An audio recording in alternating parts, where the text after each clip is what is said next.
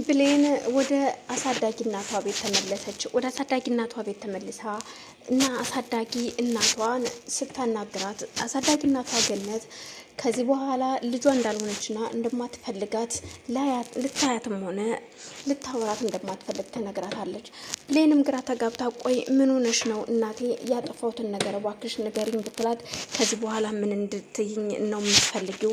እኔ ሰው ቤት እንድትሰሪ አልነበረም። እንዴት ሰው ቤት ነው የምሰራው አላልሽኝም? ለምን ዋሸሽኝ? ትላታለች።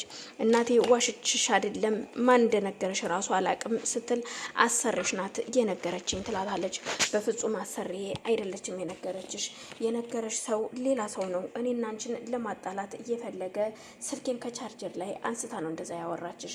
እናም እባክሽ ተረጅኝ ብትላት ገነት ግን በፍጹም እኔ ታማሚ ያልሆንኩትኝን ታማሚ ናት ብለሽ እርዳታ እየተሰበሰብሽብኝ ነው ትላታለች።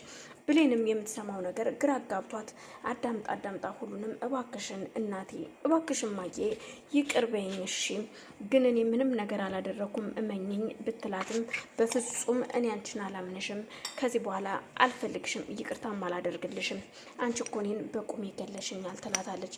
ብሌንም ግራ ተጋብታ ቆይ ግን ማዬ ምን እያልሽ ነው ያለሽው ስትላት ከዚህ በኋላ ይሄው ነው መልስ ትላታለች።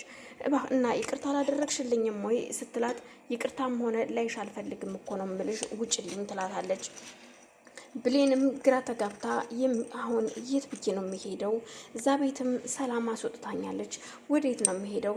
በቃ እሺ ስትል በአጋጣሚ የገነት ስልክ ይጮኋል። የገነት ስልክ እየጮኸው ልጅሽን አገናኝሻለሁ እያላት ወጣት ነበረ። ሲደውልላት ስልኳን አንስታ ይኸውልሽ ልጅሽን እገለዋለሁ፣ አሁን የታዘዘውን ትዕዛዝ በስነ ስርዓት ተግባር ላይ አላዋለምና ይኸውልሽ ከዚህ በኋላ ልጅሽን አታዩም ይላታል። እባክህን ልጄን ምንም እንዳታደርገው እኔን እንደፈለክ ማድረግ ትችላለህ ትለዋለች። እሱ ግን እሱን የምናይ ይሆናል። ለማንኛውም እስኪ እናያለን፣ ግን ልጅሽ እንደማታዩ እውነቱን ልንገርሽ ብዬ ነው ይላትና ስልኩን ጆሮ ላይ ይዘጋዋል። እናም ቃል ጋር ይደውልና ይሄ ወጣት የብሌንን ስልክ ልትሰጪኝ ትያቻለሽ ሲላት እኮ ለምን ፈለግከው ስትለው አይ እንዲሁ ፈልጌው ነው ይላታል። ቃልም እሺ ትልና ያንን ስልክ ቁጥር ትሰጠዋለች።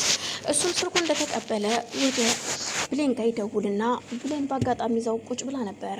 ቁጭ ባለችበት ስልኳ ሲጮህ በድንጋጤ ታነሳውና አቤት ስትል ብሌን አው ማን ልበል ትለዋለች። ስልኳ አዲስ ስለነበረ ማን እንደደወለላትም አታውቅም።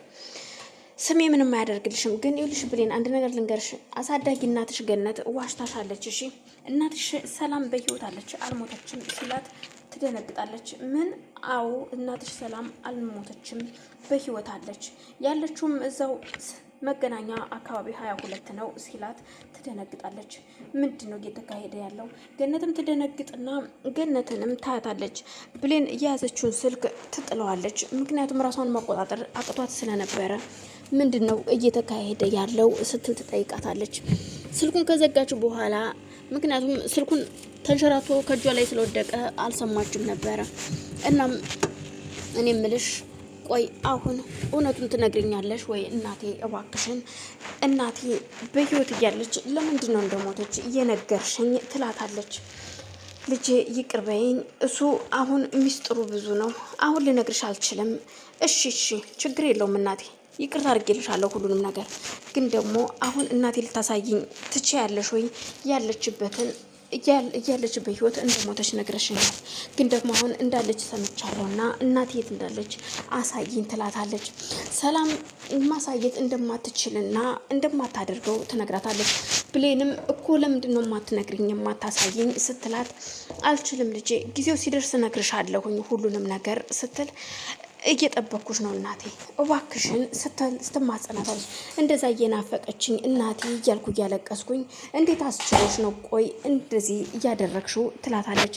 ብሌንም ግራ ተጋብታ ብትለማመጣትም ገነት ግን ልታሳያት ፈቃደኛ አይደለችም። ምክንያቱም ልጅሽ ንገርልሽብሻለሁ ስላላት አንዴ የዋሸሁትኝን ውሸት ጨክናለሁ ብለው አሰበችው።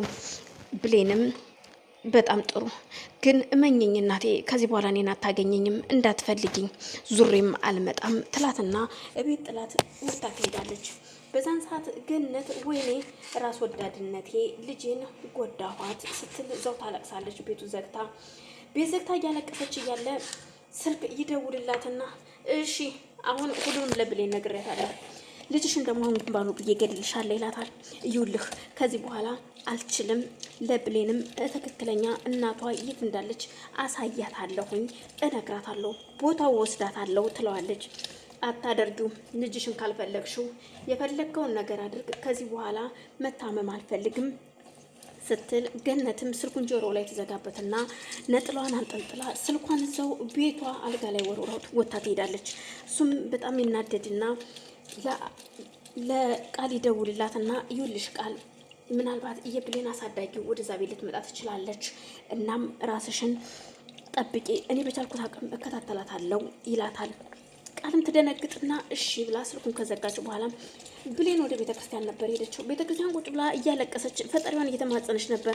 ቆይ አሁን እዚህ ስወጣ የት ነው የሚሄደው? መጠጊያ እኮ የለኝም፣ ፈጣሪ ሆይ አንተ እርዳኝ እያለች በመሀል ይደውልላታል። የገነት ልጅ የሆነው ሰላም ግቢ ውስጥ የተዋወቀችው ልጅ ሲደውል የት ነው ያለሽው? ብሌን ቤተ ክርስቲያን ነኝ፣ እያለቀስኩ ነው፣ ከአሳዳጊ እናቴ ጋር ተጣልቻለሁኝ እና እናትና ልጅ እኮ ተጣልቶ አይጣላም፣ አይዞሽ ትታረቂያለሽ ሲላት በፍጹም አሁን ግን ቁርጥ ነው አንታረቅም ትለዋለች።